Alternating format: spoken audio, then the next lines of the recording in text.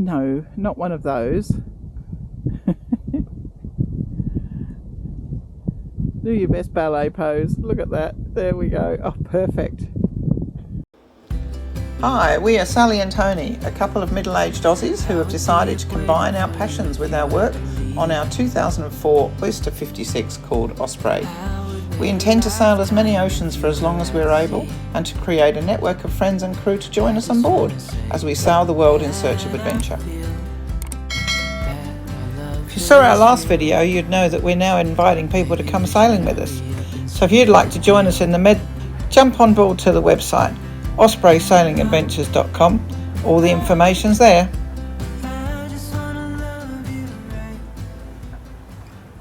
Alright, here we are back on the tracks. Heading towards what looks like the bay. You can just about see Osprey in the background there. Smuttering the glimpse. And we're heading down the hill back into my little town. I love all the stone buildings that you get in this part of the world. All the houses and little cottages. Just beautiful. We love riding our bikes. One of the advantages of having them on board is that when we do go to explore places, we can really get out and get around, and it gets a little bit hairy at times with vehicles and what have you, but we really do enjoy it. All too soon it's time to leave St Helens Pool and the Isles of Scilly behind. One of the reasons we are heading to Milford Haven is that I have to deal with some family business. Unfortunately, my uncle and godfather passed away some weeks ago, and I have to head over to my family for his celebration of life. So it's been a bit sad the last few weeks. Just it was expected. We knew it was coming. Of course, these things are never easy, and it's always a bit of a shock when it does happen. So we're having a celebration for his life. He didn't want a funeral. He's actually donated his body to medical science. So we're pretty proud of that fact. And yeah, I've got to go and deal with that and spend the time with the family. So that of course means that we need to leave on a schedule. And on the day that we were leaving, there was no wind. So we thought we'd practice pulling up the mainsail on anchor, because one should do these things from time to time, and St Helens Pool was a very good place to trial that. It was absolutely dead flat calm, plus also when we got out of the pool I knew that there would be a fair bit of swell, and it's just easier to do these things when there isn't any swell. Of course that meant that we were going to be motoring for the best part of the afternoon. We'd left at about 3 or 4 o'clock. Heading to Milford Haven was going to have us arriving just after breakfast. So it sort of worked out quite well. I also wanted to make sure that we got past the TSSs at a time when I would be on watch, so that we can monitor the traffic. I'm fully expecting that to be an extremely busy part of the night. Often you see hundreds of ships all in one area, and it's not the TSS that is the issue, it's them leading into it or moreoverly coming out of it, because as they come out, particularly going up the Irish Sea, there's a number of places that they will be heading to: Wales, Ireland, Isle of Man, and they literally fan out as they come out the top. So I was hoping that the weather would be relatively stable at that point, and all we had to do was sit there and check them off. About an hour after we left St Helens Pool, the depth sounder started playing up again. You might remember from our last video that we had troubles with it cycling up and down and suddenly telling us that we were in, upwards of 1.3 metres, and the alarm was constantly going off. So we solved it on the way over by Tony just sitting there with his finger on the button. Once we'd arrived in St Helens Pool, the problem seemed to disappear. So we thought it was just maybe a difficult contact or something wasn't quite right. Couldn't put our fingers on it, so we had no way of determining whether we'd fixed it or not. Obviously, an hour out of St Helens Pool, it became obvious that we hadn't fixed it. Of course, we're now going into a night watch, and it's not really realistic for Tony to sit there with his finger on the button every 2 or 3 minutes every time it goes off. We tried turning the whole system on and off, and that would solve things for maybe half an hour, and then it would start all over again. So there was nothing for it. We were in deep water. I just disconnected the leads to the depth sounder. Our system is a Raymarine NMEA 2000. It's slightly dated, but all the cabling connects up. All the other systems were working well. Of course, it was all on one switch, so I couldn't turn off the depth sounder independently. So there was only one thing for it, and that was to try and pull the back off and take out the lead. I did seek some guidance from a Raymarine fellow that we had been in touch with when we first purchased the boat, and he seemed to think that there was no issue with just pulling the lead out the back of the depth sounder. So that was it. In for a penny, in for a pound. Here we are heading off into a night watch with no depth sounder, and where we're going to lose all our instruments as well. See this? Good morning, everybody. It's about, what is it? Gone midnight, about 1 o'clock in the morning, I think. Must be about 1 o'clock in the morning. Can't see the clock exactly. And full moon. There's the full moon behind me. And we are motor sailing at the moment. I think we probably could sail. We have a ship coming down on our starboard side. He's about 1.5 miles away. We've already communicated on the radio, but we've had to change course 20 degrees because he's towing, and he's quite a big vessel. It's a very big vessel.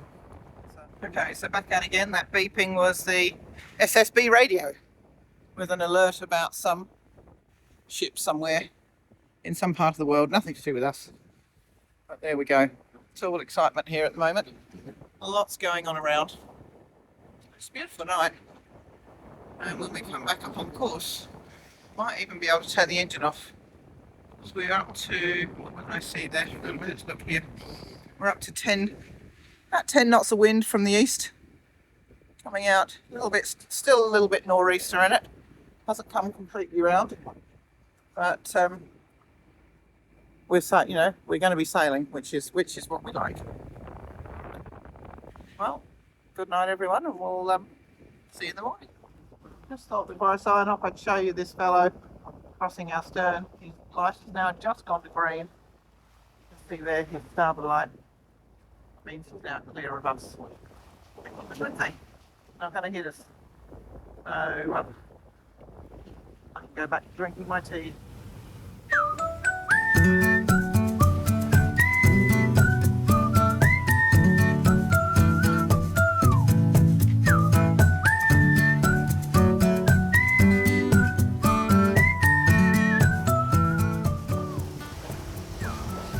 Good morning. How was your night, darling? Quite nice. Quite nice? Oh. Nice sunrise. No dramas.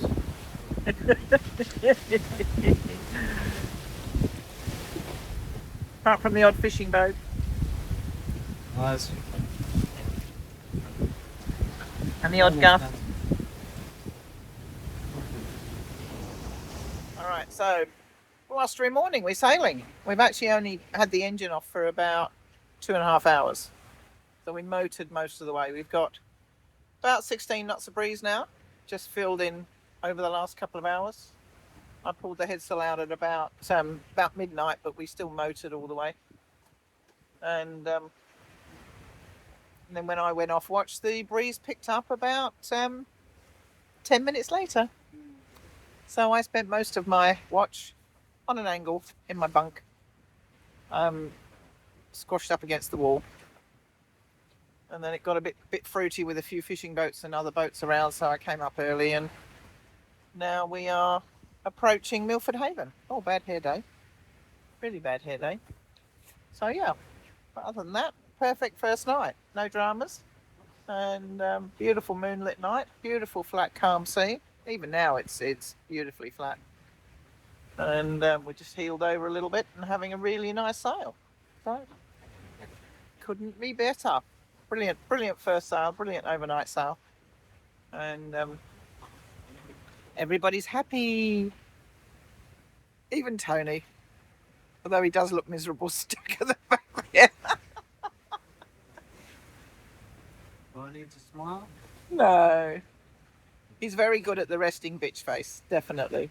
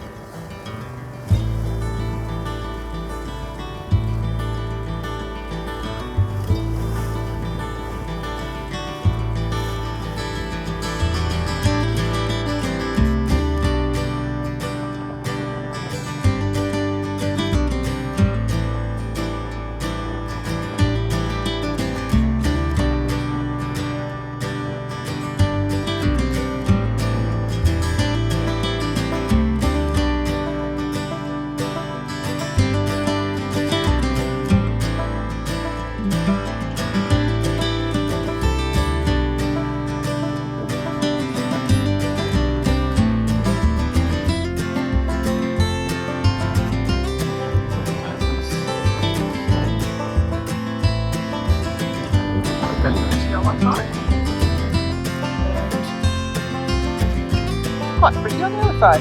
Getting more industrial as we head up. Lots of lovely fortifications though around here. It's great.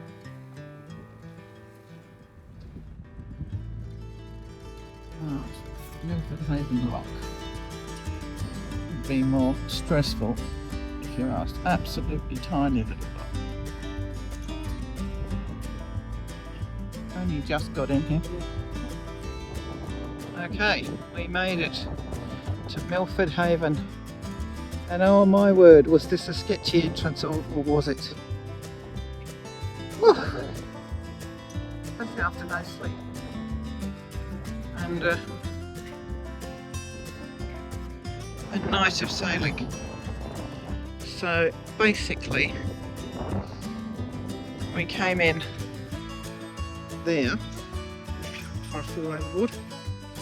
Came in up there, really narrow, oh yeah, reasonably narrow, nowhere to turn around anyway. Went all the way up here, get to this point, and then have to reverse straight back to where I am here. Make sure we don't hit that one there, Winland, big one, and then bow thruster into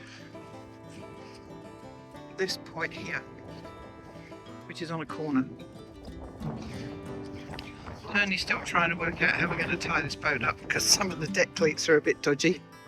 He's taken a rest, but some of these deck cleats are a bit broken, so they're not overly the best deck cleats that we've had. But yes, thankfully we had a big lovely rubber fender up the front here, and this gorgeous Welsh fellow, looked like a rugby player, came down to take our lines and help us get in. So it was basically full in reverse, get a stern line ashore, tie that on so that I stopped, and then bow thruster in. Actually went really well, but it looked horrible. I didn't actually think we were going to fit, and we do, only just. And of course this little fellow here, Taurus 2, very nasty looking bow sprit out the front, just to add to the amusement and the stress factor. Oh, we're in now, so that's good. It's looking like it could be a fun place. Yeah, nice spot. So I had time to take one photograph, take off my wet oilskins and my boots, head off to the hire car company to collect my hire car. Within an hour of tying up, I was in a car and heading to the other side of England. All in all, I was away for 5 days, catching up with family and celebrating the life of my uncle. And during that time I got to go to the sailing club, which I grew up in, and catch up with some childhood friends and watch the next generation of family start sailing. My nephew took his 2 young daughters out for a sail, on slightly more than a blustery day. We've got 3-year-old Mary and 9-year-old Ruby crewing for their father as we chased them round, following them around the racecourse. It was hilarious, it was great fun, and the kids loved it, but boy was it cold.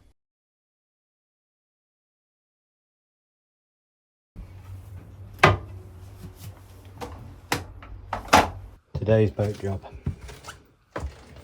Lovely sunny day out there, but I'm on toilet duties. Pen's out, not looking too clean in there. Time to get the gloves on. Tony was still revelling in the dirty jobs and had started pulling the anchor winch apart to give it a service and also replace a bent screw. Okay, so first attempt to put the shackle on has failed. The angle of the anchor won't work with the shackle and the pin in.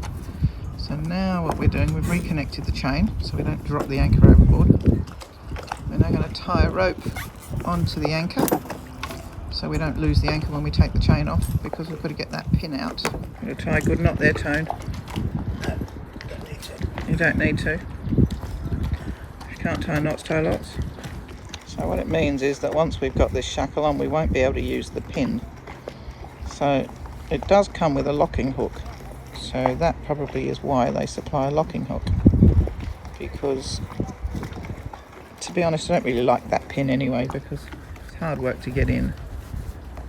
And it's quite dangerous to have somebody hanging over the front of the boat while you're manoeuvring, particularly when you've got a big sea on, or if as we discovered when it was blowing a gale and we needed to leave, Tony's trying to lean over the bow of the boat while we're pitching in sea to try and get that pin in. So I think it will be an improvement, but the jury is out, because it depends on whether the anchor will bash the front of the boat again, which is the problem we've always had.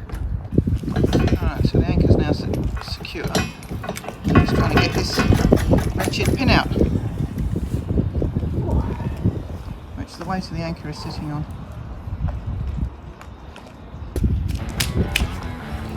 The previous owner used to use this yellow strap for wrapping around the head of the anchor so he could pull it back into place. And all a bit dodgy.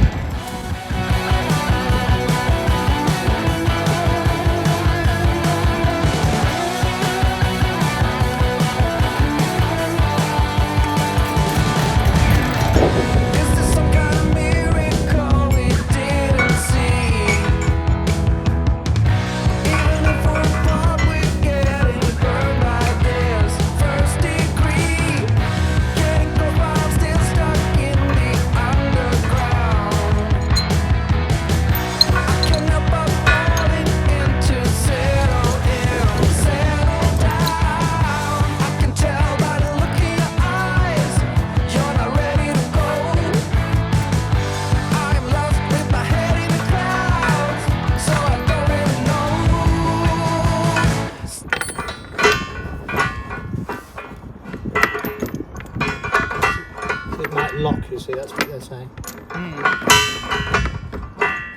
But I think the shape of this is okay. It's just going to move a lot more, and once it's pulling up it'll be alright. Yeah, they said it was a rare occurrence that it could do that. That's right. Oh, that's up, the other way. There she goes.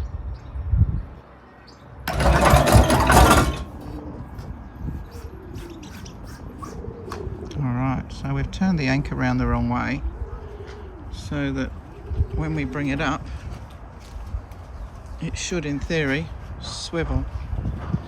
Always makes my heart jump, this stuff.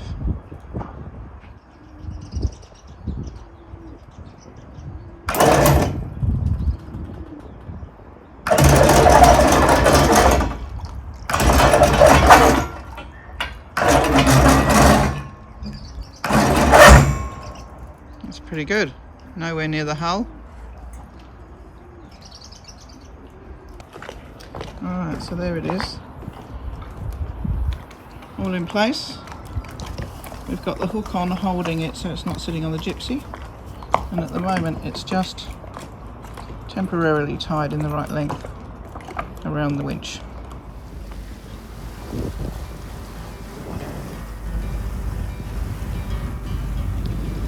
So then we've left the marina at Milford Haven, and we're just heading up to a little place called Neeland.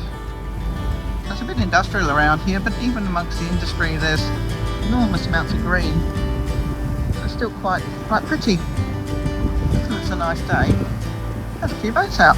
So for once we've actually got some company. But yes, all sorts of interesting things going on here.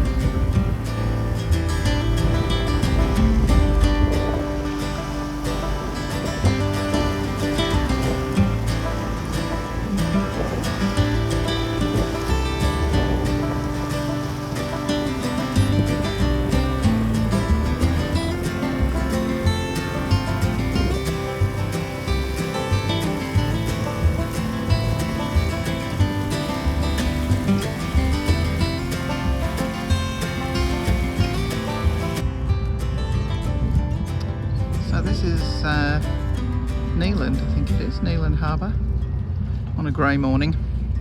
Somebody pulled the plug out. Look at that, the tide is right out. That green, look at that green buoy over there. That's a starboard lateral marker, marking the channel, or not. So we are currently sitting in about 0.2 of a metre.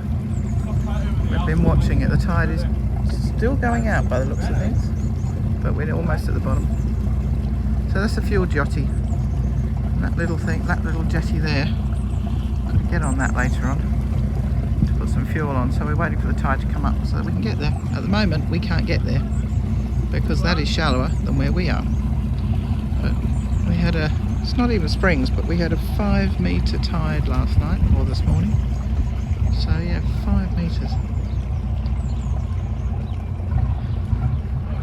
So we didn't intend to stay here on the jetty, but we thought we'd found a free public jetty, or at least Tony did. But no, apparently it's not.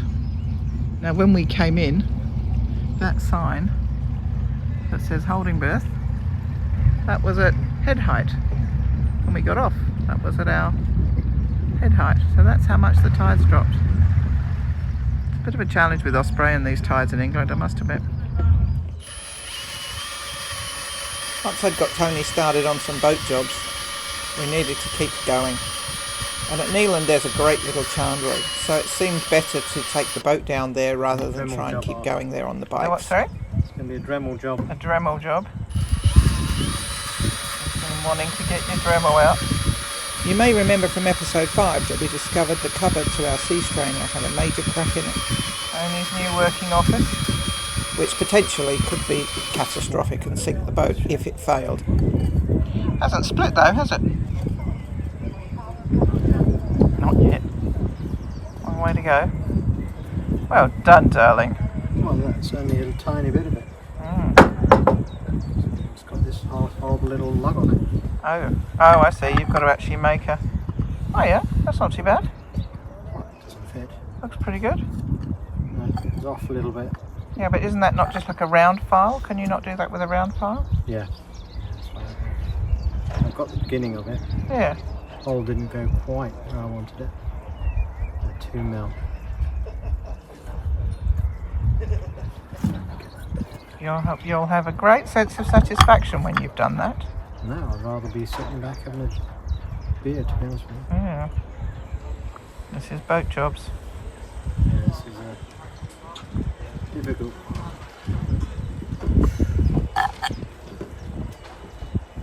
Right. Well, that's a skill set I don't think I have.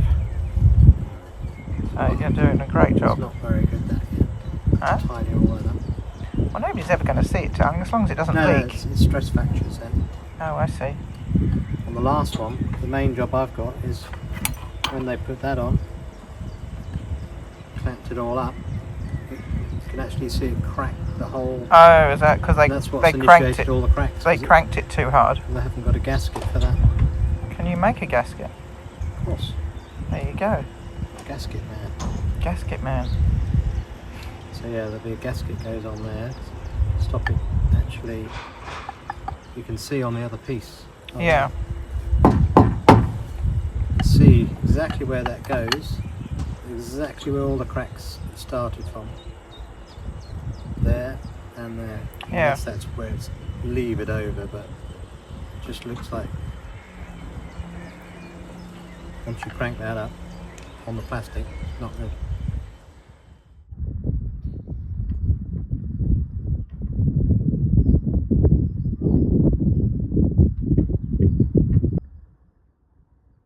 Dale. Quite a long way out. We're only in about 7 metres. But as usual, we've got a 5 metre tide. Tony's just setting the snubber.